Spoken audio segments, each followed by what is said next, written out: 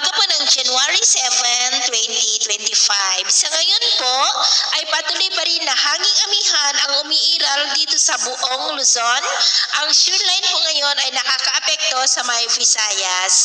At sa ating long range forecast, nananatili pa rin naman po na walang bagyo na namamataan na tatawid sa ating kalupaan for the next 2 weeks. At sa lagay ng ating panahon, ngayong madaling araw ay may mga isolated rains dito po sa may Cagayan, Apayao, northern part ng Isabela, Infanta, Polillo Island, Camarines Norte, Catanduanes, Sorsogon, ilang bahagi ng Calapan, northern Palawan, ilang bahagi ng Aklan, northern Negros, Cebu, Bohol, southern Leyte, eastern Samar, Dinagat Island, Zamboanga del Sur, at Sulu Archipelago.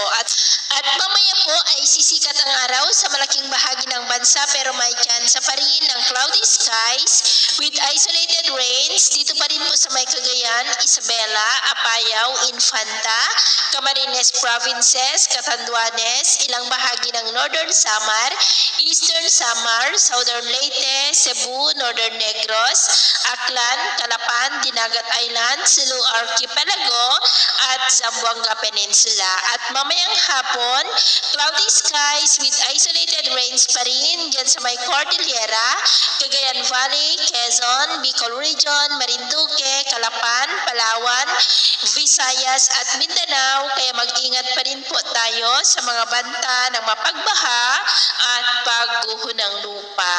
At sa atin naman pong mga baybayin, iwasan na muna natin ang papalaot sa buong seaboard ng Northern Luzon, maging sa silangang baybayin ng Luzon dahil ang mga alon dyan ay posible na aabot hanggang sa 2.2 to 3.8 meters height.